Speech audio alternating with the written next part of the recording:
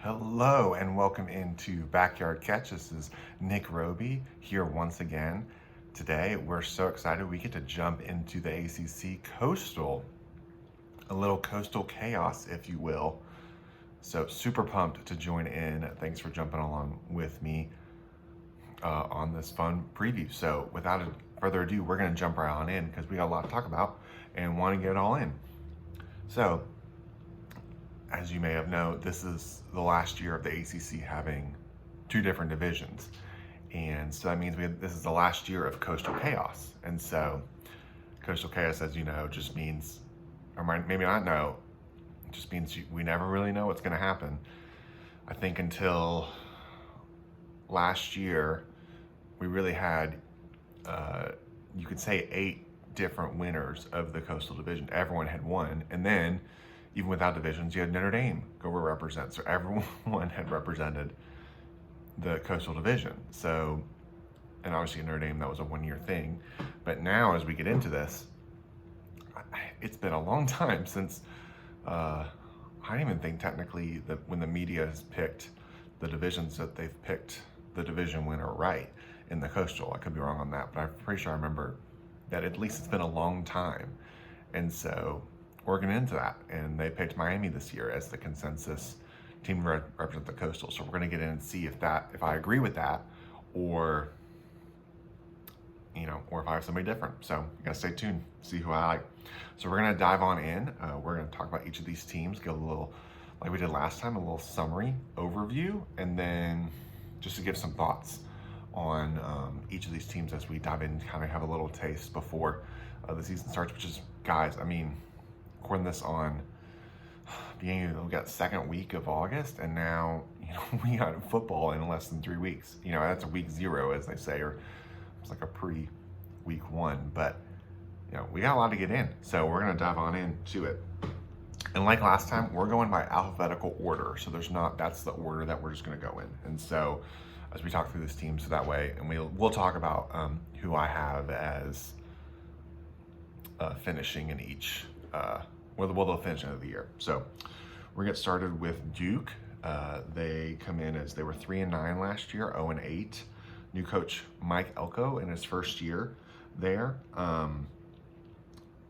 This is a team that's just it's in a rebuilding mode. You had David Cutcliffe. They were able to make the ACC championship game. Make a New Year's Six Bowl. Really fought against Florida State that year. I think that they won the national title was when they made it. And so, I mean, a lot of good things are happening. This is a tough school, and traditionally to recruit to, just because of the academic standard and it's a basketball school. And so, you have that going against it. And so I think just at the end, it just kind of ran out of steam. Then make a change. But with Mike Elko, I like him. I like the fit. I like what's happening. So interested as we kind of dive into it, but it's kind of like a rebuilding mode for them. And so it's really more of what we're going to see on the field. We'll have more to talk about once we get to see a little bit more of the product on the field.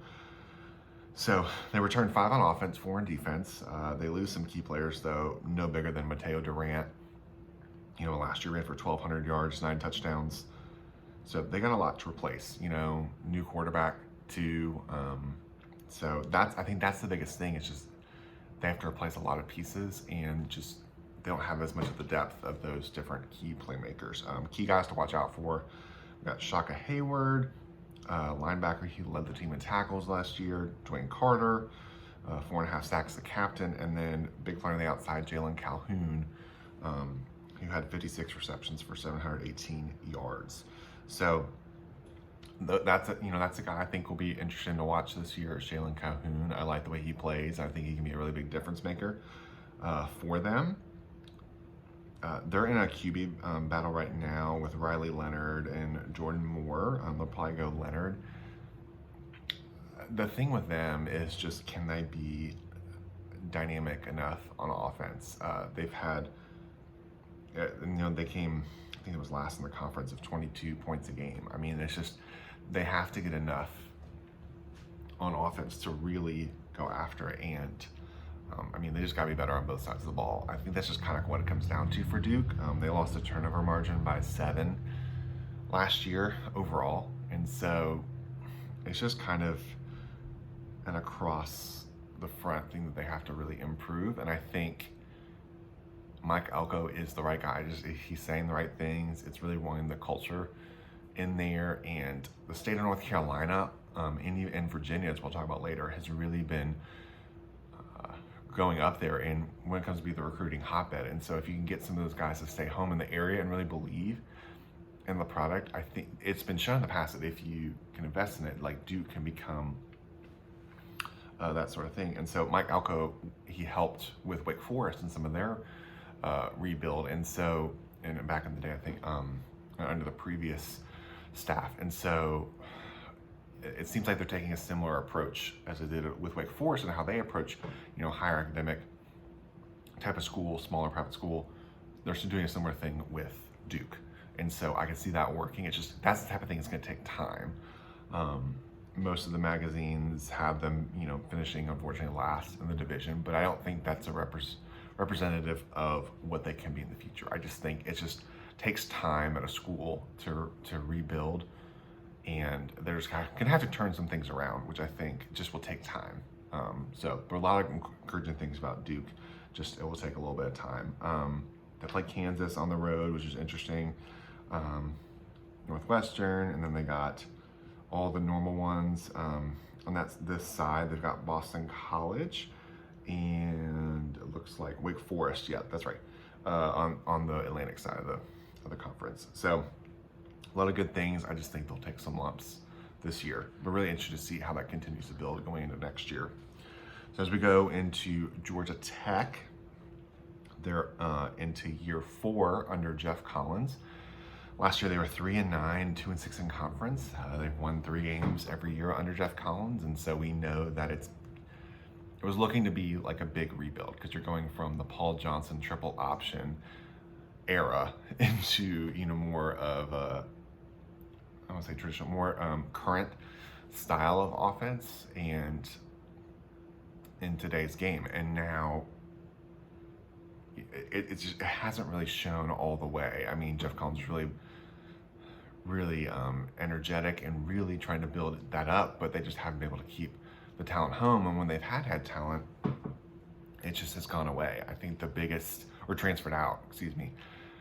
The biggest, I think, thing, just as someone who's just a fan of the ACC, when you want teams to continue to build, like if that was my personal team, watching Jahmyr Gibbs transfer out to not just anyone but to Alabama, and now going to be a prominent role in the offense. He was clearly the best guy on the team last year, really dynamic and someone you could build around. And I think that's just been the problem with Georgia Tech, is that they just had guys transfer out, and now you have, with this one-time transfer rule, guys, I'm not making this up, they returned 2 starters on offense and 2 starters on defense. Remember that it's 11 on each side. They only returned 4 out of 22 starters. And then their backup quarterback, Jordan Yates, transferred too. So you got Jeff Sims and a lot of new faces, and they're bringing in transfers. Transfer guys. You got offensive lineman from Clemson coming in, who was a backup. He's probably be a starter, and different things like that. But it's just a lot of moving pieces, and I think it's really important for them. I'm not somebody who roots personally. I don't get really into the whole who's on the hot seat, who gets fired kind of thing. I think it's kind of, that's where it gets a little bit just kind of awkward, because you're like, this is somebody's job, and it's you want people to do well, but then someone's got to win, someone's got to lose, and eventually that's a consequence of just not performing. And it was known to be a longer rebuild for Georgia Tech, but we're starting to get into that phase for them where they got to see some more results, and you can't just keep winning three games every year. For a team that has traditional power like Georgia Tech does, they made the Orange Bowl not that long ago, still under Paul Johnson. And so, I mean, yes, the offense was different, but you were at least consistently winning. And I think it's starting to become this question of okay, are we really going to start seeing these results, or is this just, more talk and then just having it be different on the field? And so this year will be very interested to see what this looks like. And so Jeff Sims, journeyman quarterback, threw for 1,400 yards, 12 touchdowns, 7 interceptions, 300 yards rushing, 4 touchdowns. He's a guy that he could really take the next step, or is this just kind of become a year where this just is who he really is? And I think it'll be very interesting to see that. Sorry guys, I'm just pulling out my rosters just to have that. Like I said, it's a one-man show, so trying just to have things in front of me. Make sure I want to tell y'all. So I think that's just a key for me, is just how does Jeff Sims look in this version of the offense this year, and can he be more consistent, making decisions, making dynamic plays? And because he's really going to need to be the guy, and I think that's what's interesting for them. You got Malachi Carter, Nate McCollum on the outside. I think the problem with them is they've got the defense. Like, they've shown that they can really be good on defense. They held to 33 points a game. That there is some potential there. I mean, it was 14-8 in Clemson, and I know Clemson's, that offense wasn't like dynamic necessarily last year, but I think like it's showing it can be there. And the defense and offense, it's a very fluid type of thing. If one side's having to hold all the weight of it, then it can be a lot tougher. And so I think that'll be a really interesting thing to watch for them, is how does Jeff Sims develop? And also an interesting note is Chris Winkie. If you remember, he was the Heisman quarterback at Florida State. He's now coaching quarterbacks, and so it'd be really interesting to see if that can really rub off on him. And so it's kind of just a make it or break kind of year for them, where there's gonna be a lot more changes and a new fresh face more than likely in this year. And they don't have an easy task. You got Clemson and Georgia every year, and also they're on national television, game 1 in Atlanta, in Mercedes-Benz in the Chick-fil-A kickoff. And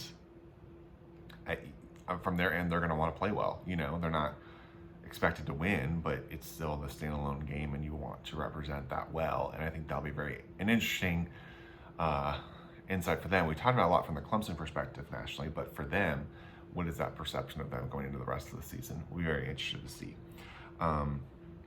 As you'll know, or may not know, I've made a composite of 4 different magazine rankings to kind of make one ranking as like a consensus type of thing, similar to AP poll, where I take Athlon, Sports, Phil Steele, Pick Six, and Lindy's, and make a composite for each of these divisions, and they have them finishing 6th. So just ahead of Duke, so that would be, it's a very important game for both of them, I would say. And so, but just not a lot of depth this year. And so I think that's the Jeff Sim thing is the most thing I'm interested in. And then let's see, we've got Miami next. Miami, they were 7-5 last year, 5-3 under Manny Diaz. They go and make a move, which was a little bit controversial, just because they finished the year decently well. You got Tyler Van Dyke, who played very well after QB1 goes down hurt. So, a lot of promising things, and Maury Cristobal, who won 2 national titles for them, and then was head coach at Oregon and won some conference championships over there. It was made known that he would take he'd be interested in taking the job, and so they made the move, and they seem to be very excited about that. They got a new athletic director as well, and Dan Radakovich, who's the old Clemson AD. So they're really investing into the program. I think $100 million into the whole program, and so there's an opportunity there. Now the question is, will that result into year 1 results, or what does that look like? And I think that's the question. Cristobal's been shown to be a great recruiter, and as I've seen in different documentaries, different things, like Miami can do well when they recruit the state of Miami, which is like drawing a line over the southern half of Florida and keeping that talent home and keeping teams out like Clemson, and beating in-state schools like Florida State. But Clemson, Georgia, Alabama, like Florida's a top recruiting state, and if they can do that, then they can really improve there. But since moving to the ACC, they've only won 1 division title. Like, they were picked to be one of the teams to be a strong team in the ACC, and they just haven't been consistent yet with that. And so whole new whole new staff. You got Josh Gaddis, who was the offensive coordinator at Michigan, who left and came out here, helped him get him to a playoff. And then they have the old Auburn and I think it was LSU and Clemson defensive coordinator Kevin Steele. So I'd be interested to see it's a different style of defense. It's a little bit more of a bend don't break. And I'm maybe not as high on the whole Kevin Steele move. Seems fine enough, but I think just for me, I know he really helped Auburn improve, but for me, I just, as a Clemson fan, or just, that's the lens I've seen it in. I feel like West Virginia's, still running up and down the score in that Orange Bowl. And it just leaves a sour taste in your mouth. So I wish them the best. I just think it's kind of hard from just that perspective to kind of move on. But they're kind of the darling team to pick in the Coastal, like we said, just because of how well Tyler Van Dyke played, how many things they brought people, things that they've added to the program, and different transfers they brought in. Frank Ladson was back at wide receiver at Clemson, different pieces like that. They could bring in a guy like Charleston Rambo last year, played well. There's a lot of different pieces that, have a couple of new guys staying home, from the old Miami, investing into the program a little bit. So it'll be very interesting to see how that plays out. They returned 7 on offense, 5 on defense. So they're a very interesting team. Jalen Knighton, I like him.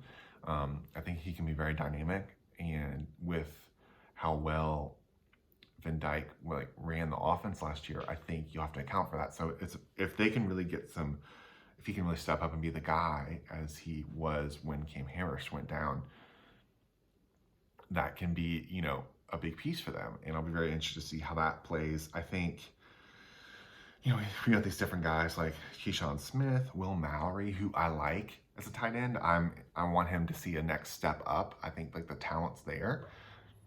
If he can continue to, develop, he could be he has an NFL build as a tight end, and I could see him really fitting in that, but I would like to personally see him take that next step up. And I think if he's a guy that if he can do that, then, they have a really good shot.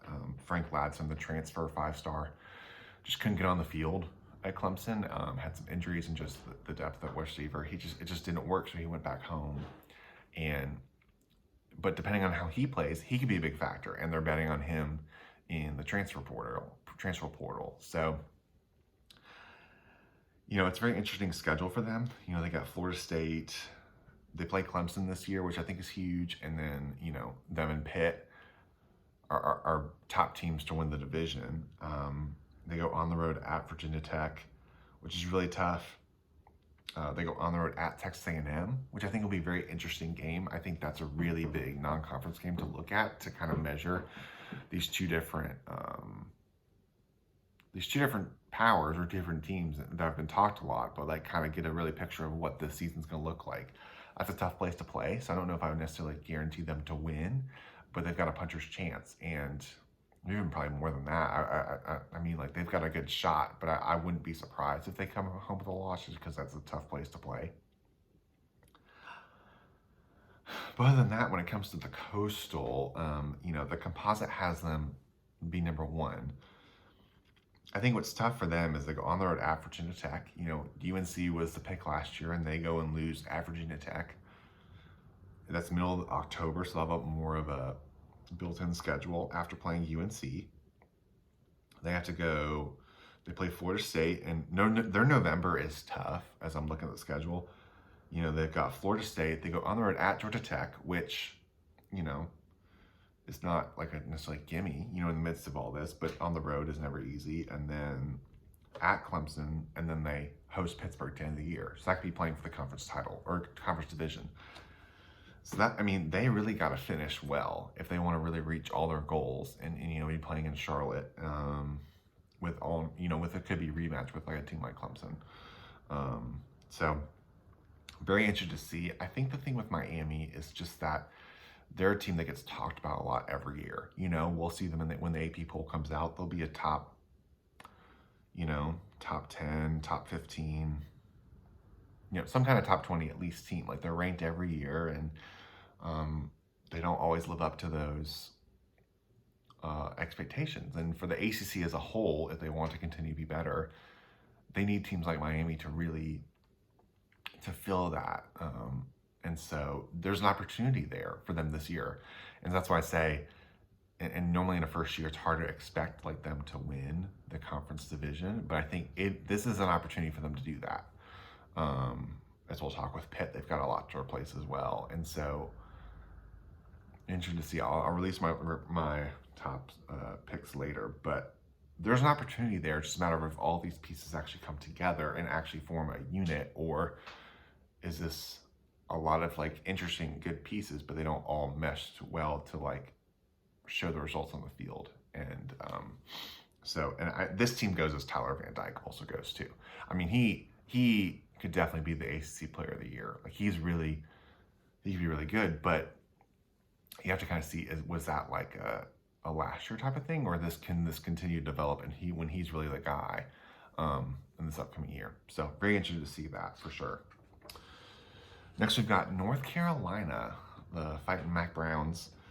Were 6-7 last year, 3-5 overall. I mean, this was a team expected to, in Sam Howell's third year last year, expected to really, play in Charlotte, and even had a magazine who I respect, like Pick Six Previews, picked them to be in the playoff, with all they were returning and everything on paper. And I don't blame them, you know what I mean? Like, I don't blame him for picking them to do that. I think it's taking those steps, but it just has a different feel when everything didn't go through as planned last year. It's showing that next step of like, when you're the team to beat, like what does that look like? And so, Sam Howell's out the door, Ty Chandler's out the door, and you're starting to kind of wonder, like, okay, like what does this program look like with Mac Brown?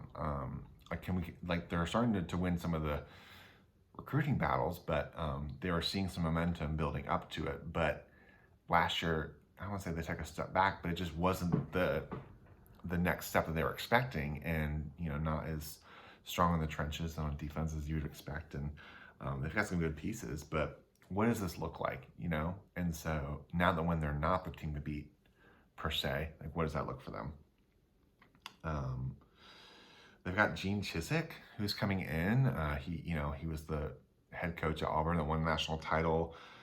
He won a national title with Mac Brown back at Texas. He used to coach, in 15 and 16, and is a very good defensive coach, and I think could bring some strong things. Very has this aggressive, tough mentality when it comes to his defenses, and so I think it's a good move for them. It will be kind of interesting to see, like, are they like prepping him to be the head coach when Mac Brown does really retire? You kind of expect him to be like he's just getting up there in age. Like when does this kind of transition happen? Is that what they're kind of looking for? Or are they just wanting to really help with defense and seeing a guy who's itching to get back into the game for that? So you got a QB battle. You got Drake May, who's a talented freshman, and then Jacoby Criswell. So you've got these two guys. We don't really know the quarterback yet. And actually, what's interesting is Drake May is Luke May, the basketball player's younger brother. But either of those guys could be the guy. And I think what's interesting is that for North Carolina, that they really had a lot on Sam Howell's back, not just passing but running, and just the whole feel of the team. And so this just has a little bit of a different feel now. And I could see this offense as they continue to develop whichever one of those guys they pick. I don't necessarily think they're trying to pick a guy to be the next Sam Howell. I think they're really trying to make it more of a spread out multiple attack kind of feel to it, and so I think it looks like it's leaning May, just because what he brings to the table arm wise, and but Criswell can play too, it looks like. And so but I think May is what it seems like will be the guy. But I could also see both of them getting opportunities, especially early. You got Florida A&M, They go at App and at Georgia State, which is interesting. I don't necessarily love those, but I mean, those are opportunities, because before their big test when they host Notre Dame. So I think you'll see both of those guys get opportunities, and then hopefully one of them will establish themselves as the guy. Lost Ty Chandler. They've lost NFL guys at running back, so you might see that more of a by committee. British Brooks, which is a great name, had 4 touchdowns last year. He's projected starter. George Pettaway is a guy that people have marked as a freshman to watch for sure. But I mean, this team is Josh Downs. That's the guy you circle. That's the guy, whoever's the quarterback, it's just getting that guy the ball. He's an all-conference player, punt returner, had over 100 catches, 1,300 yards, 8 touchdowns. He's a dynamic player. You can see him at the next level for sure. I expect him to be an all-conference player. But it's like, who else can step up for them on offense? Who else can be that guy? And if they can get a consistent running game and not, because you can have him be really good, but if you know that they're going to double him and make somebody else beat you, you have to have those guys there. And they have weapons and guys who can do it. You got Green, who had 5 touchdowns. Morales of the tight end position. That's big for them, but the problem for them last year is they just had sacks and penalties. They had the most sacks in the Power 5. You just can't, it doesn't matter who's quarterback, if you can't block them, it doesn't matter as much. They were 0-6 on the road, which I think was interesting. I wasn't expecting that at all. So I think you can see like them really trying to readjust their mental approach this season. And so I'm really interested to see. I think a big key for them too are Tony Grimes and Storm Duck in the back end. Those guys can both be really good, but either injury or just not performing at their peak, those guys weren't as high. Just didn't have as good of a season as they're capable of, I would think.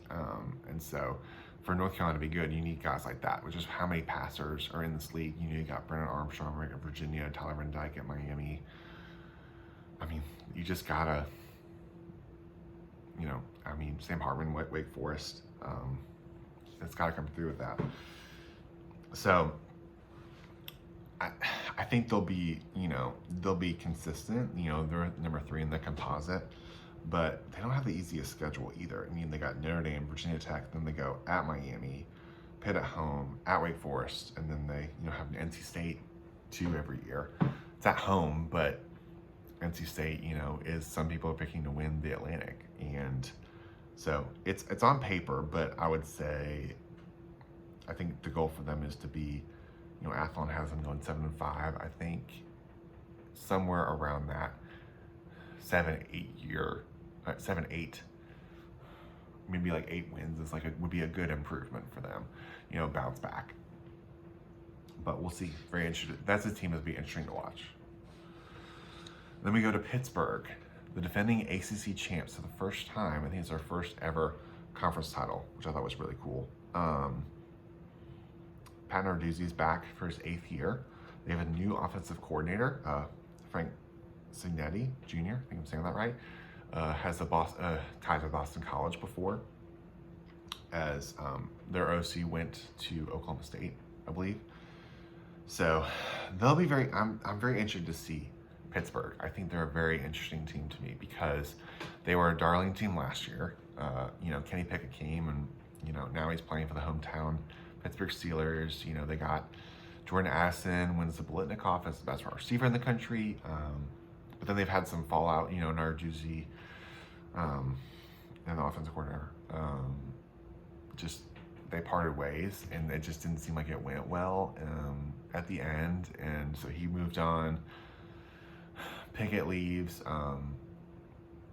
The NFL, they play in the Chick-fil-A Bowl, but he doesn't play in the game, so they end up losing. I think they had a really good shot at winning if he does play.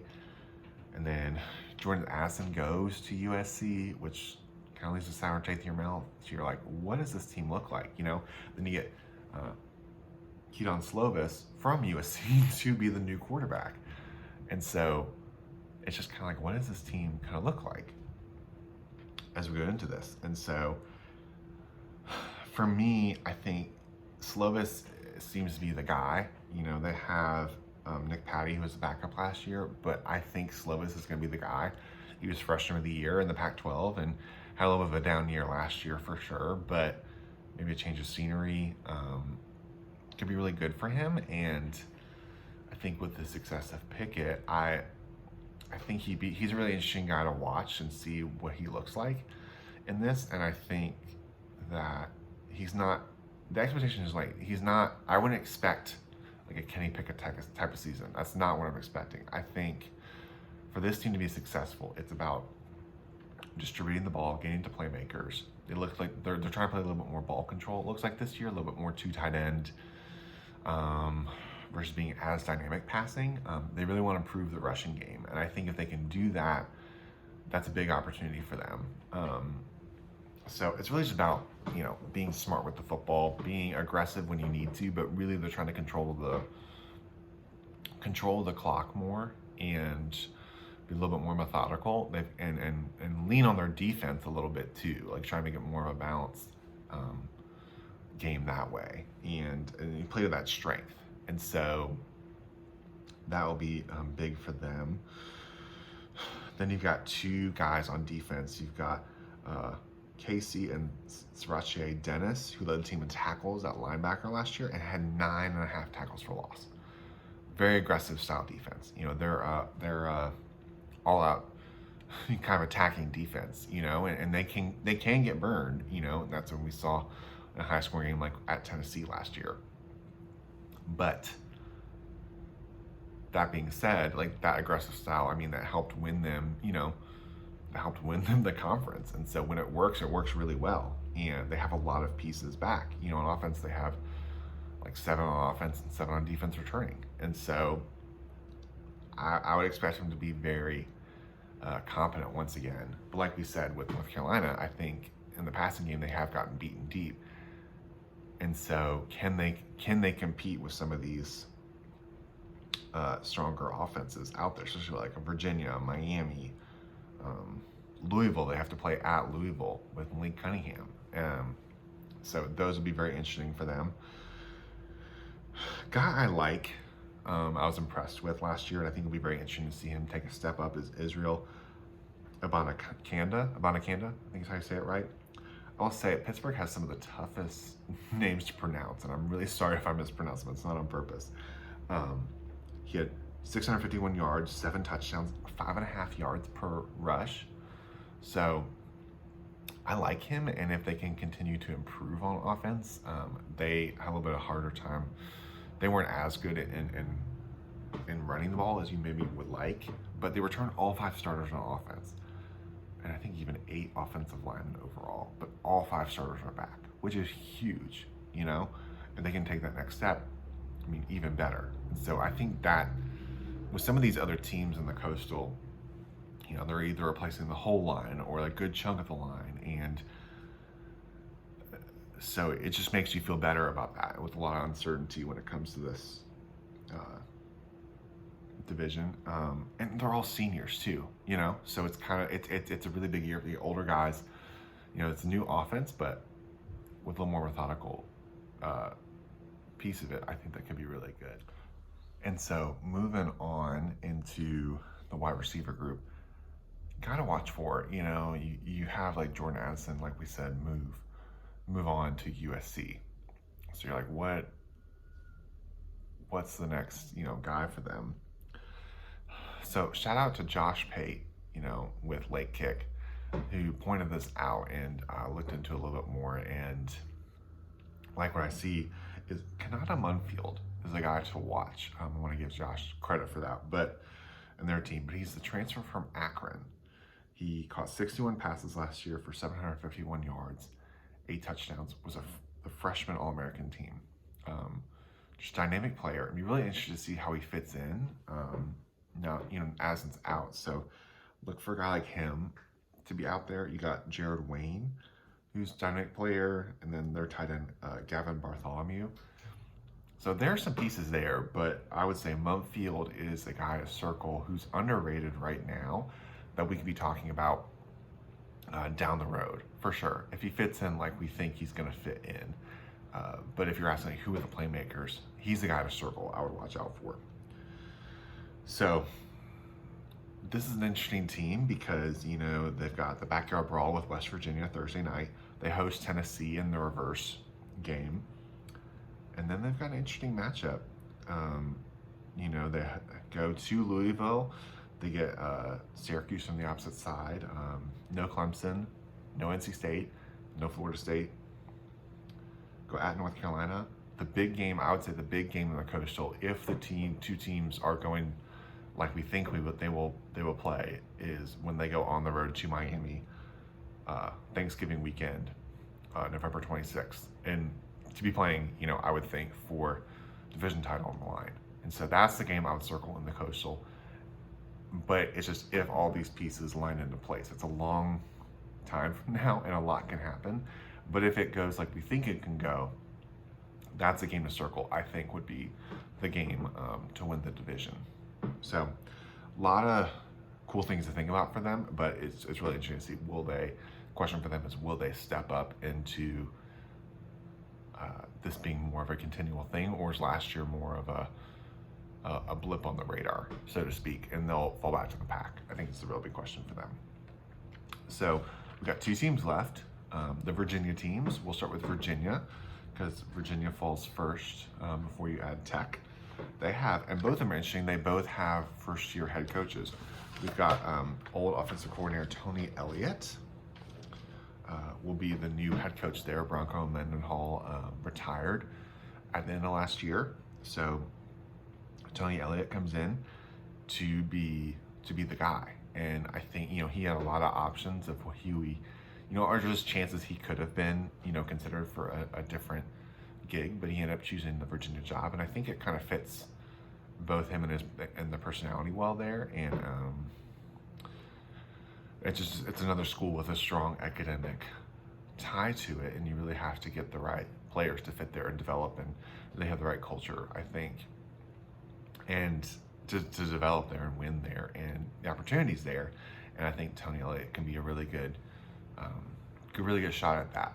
Really interested to see what this kind of looks like in this first year.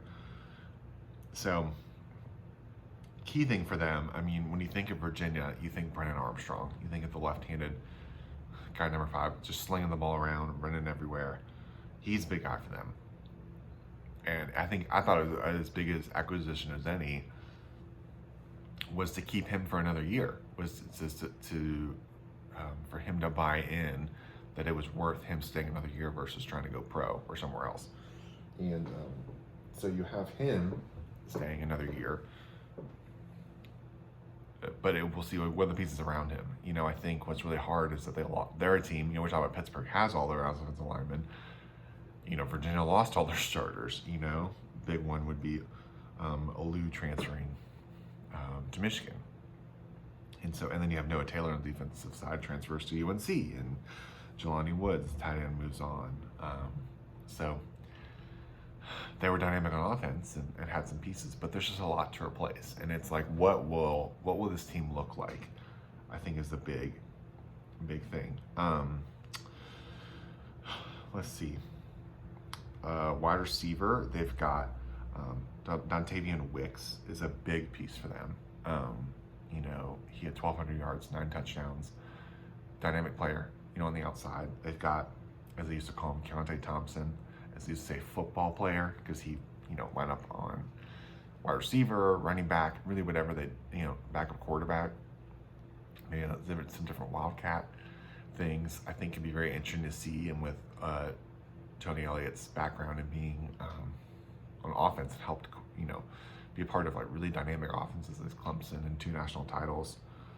Very interested to see how they utilize all these different pieces. I think a big key for Virginia is, can they establish line of scrimmage? I mean, it's really on both sides, especially running the ball. I mean, it was a lot on Brennan Armstrong's on his back last year. I mean, he scored 9 touchdowns. He ran the ball almost 100 times himself, you know, and when so much of the offense, you know, has been built on this one guy, you know, really, I think it'd be, you know, they're really going to want to establish the run with other guys to make you have to worry about that, and also to save just hits on on Armstrong and make them, because if you don't want injury, and the more they can save him for when they need him, type of thing. I think that's better for their season. Defensively, you've got Nick Jackson's led the defense with 100 tackles last year. They just haven't had as strong of a defense. I think just they could give up some big plays. And I think that's a big question mark for them, is what does this defense look like, especially on the back end. And just a lot of pieces moving on. And I think the better they can control the ball on offense, the better that they'll be on defense. And so I like where this Virginia team's going. I think there's both the different coaches that have been hired, on this side. I've liked what I've seen so far. Like, they're saying the right things, and as we talk about Brent Pry too, Virginia Tech, and like Mike Elko Duke, like there are these things that I like what I'm seeing from them, but it's just a question of like, what is healthy expectations, one, and then two, like what does this look like going forward? Like, how do you keep improving on this? And I think defensively, it's limiting the big plays for them and getting some pressure on the offenses for these different teams, and otherwise they'll be into these shooting matches, just with high-powered offense, and they've won some games last year, but it's hard to be more than 500, which is what they were with that. And so composite has them tied for fourth with Tech, as we'll talk about. But I think that'll be a big thing for them, is if they can make a bowl game, improve as they go, that'll be really good for them. They have a tough, end of October 3-game stretch, really actually 5-game stretch, because they have October 29th, they got Miami, UNC, and Pitt, all back-to-back, all at home, but they're all there. Then, by the way, they host Coastal Carolina, so that will be fun. And then they go, of course, at Virginia Tech, which is, won 14 out of 15 times, I think, except for 2019 is when they finally won. But I mean, that's a team that's just had their number for a long time. And so that end of the year, I think, will be a big tell of just building in momentum into hopefully postseason for them and into the next year. So as we wrap up, we got Virginia Tech, who was also picked to tie for fourth in the composite. They were 6-7. Virginia 6-6. They didn't play the bowl game. That got canceled. Virginia Tech did, but they lost. Brent Pry, who was the defensive coordinator at Penn State for a long time and Vanderbilt before under James Franklin. He spent 3 years under Frank Beamer and with Bud Foster, the defensive coordinator. So, and he's going to call the plays on defense, and he had very strong defenses. And I think he just sounds like he fits Virginia Tech. Like what I see from the guy, really good, positive guy. It just seems like really big. Also, culture is a huge word that gets thrown around, but he just really seems like he fits. Like he fits well, more than maybe some other just staff picks in the past.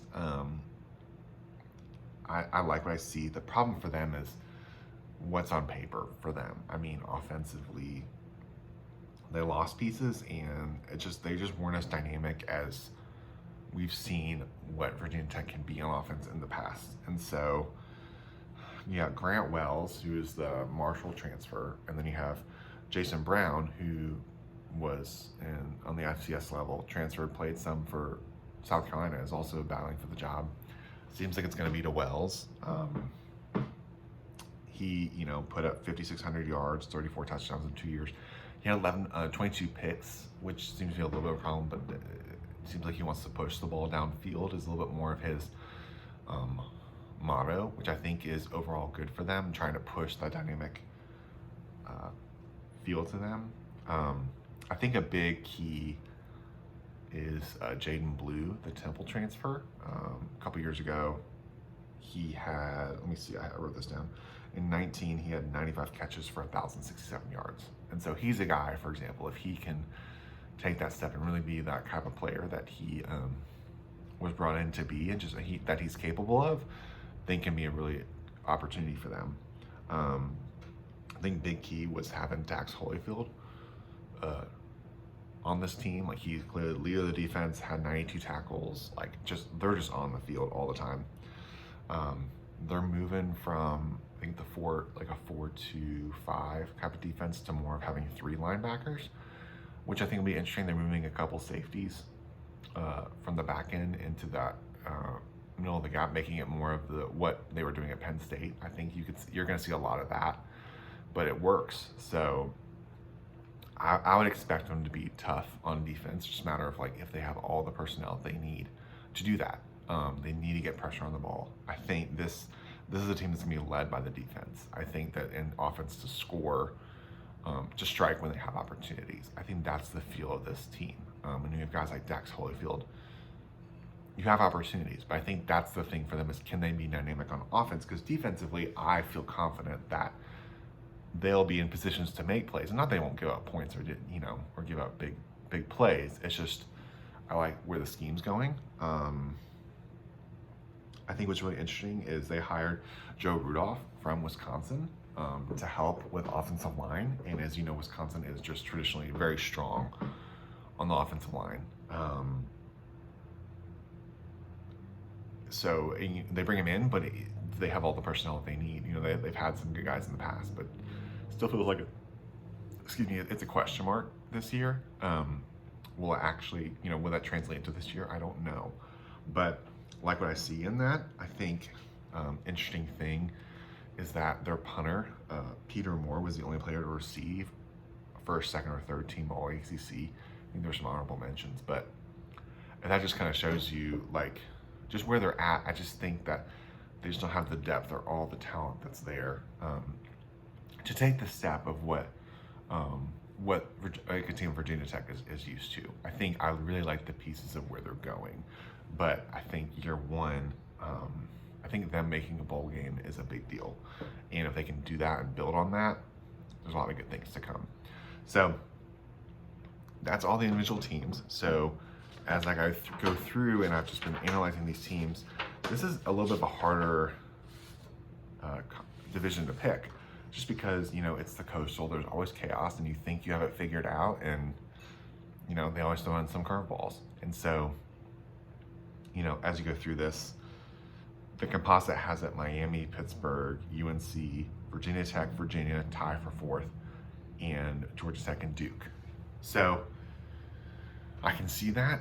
I respect that. I wouldn't blame those picks necessarily. I think mine's slightly different. Just after taking this all in and just knowing what I know from the teams, this is mine in reverse order. I've got Duke and Georgia Tech, 7th and 6th, respectively. Like Mike Elko, it's just a lot for year one, and a lot of things they need to rebuild. So it's hard to pick them higher than even 6th, but I have them 7th. Georgia Tech, it's a put-up year for them and that coaching staff. They lost a lot of pieces, and so I think the winner of that Georgia Tech Duke game, is the one who finishes 6th, and I just have Georgia Tech. But it's tough. They've got a tough schedule. Then you got Virginia and Virginia Tech are in my next 2 tiers. This is a toss-up for me because I think there's some pieces that are there. They're both first-year head coaches. There's a lot of question marks. Both of them line of scrimmage need to be improved. The opposite side of the ball is probably more the focus. When it came down from this for me is that Virginia Tech is the one who's had the upper hand when it comes to the rivalry, but I just trust the offense more when you have an offensive-minded coach with Tony Elliott, and then you have returning guys like Brandon Armstrong. When it came to picking between the two, I feel like he's gonna will you into a win or two more than what Virginia Tech is right now, but it's very close. But I give the slightest edge to Virginia because I just like what I see from Armstrong. Top 3, we've got Miami, Pitt, and UNC. UNC, I think they're building on some stuff, but I think Pitt and Miami are just slightly above right now. I think like a 7-5, 8-4. I think 8-4 will be a really good season for North Carolina to build on it and to get some of these younger guys and experienced guys some development for sure. So it comes down to Pitt, Miami, and Miami is the pick. And here's the thing with Miami, I think they've got some great pieces. I think they've got some strong things down. I just have a hard time in trying to pick these, trusting them to actually fulfill on all that promise. I mean, Pittsburgh's the one who's actually won more division titles than them in the ACC. And it just seems like a continual thing every year to pick Miami to do well, or this is the year when they'll come back. And I don't know. I think there's a possibility, but I just like some things on Pitt's team more. And the Coastal tends to be like, whoever we think we're going to win, it's somebody different. And so everyone thinks Miami. I'm taking Pittsburgh, guys. I think it's Pittsburgh. I think it's going to be very close. I understand why people pick Miami. This was a really tough decision. I think it'd be one of the tougher decisions you have to make. But I'm not picking ties. I'm picking a winner. And you gotta pick one. So I'm picking Pittsburgh. And here's why: no Clemson, no NC State, no Florida State, and they get some of those games, and then a couple of the games on the road at home. And they get Miami. It's on at Miami, but Miami's coming off of at Clemson. And in the past years, I know not as much this past year, but in other years, there was a real, almost like a letdown game after that feel. And I could just see that happening. And Pittsburgh just is a team that plays really well. Like, they're a team that's just, they'd rather be the underdog. And I just think they could really fulfill in that. So I've got Pittsburgh in the title game. So I've got Clemson, Pittsburgh in the title game. Tell me what you think. Tell me if you agree, disagree with the picks. Remember to like and subscribe on the podcast, YouTube. Let me know what you think. And so we've got a lot more to talk about. Super excited. But there you go. That's the ACC for you. So thanks for listening, guys. And for now, I'm signing off.